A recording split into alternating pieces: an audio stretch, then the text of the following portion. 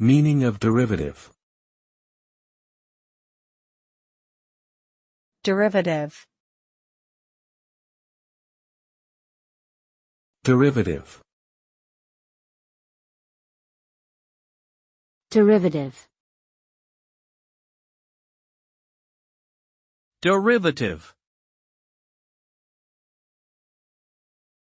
In mathematics, the derivative is a concept that measures how much a function changes as its input variable changes.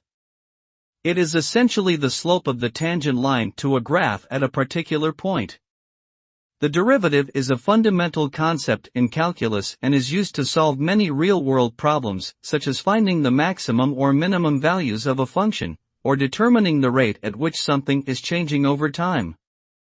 It has many applications in fields such as physics, economics, and engineering.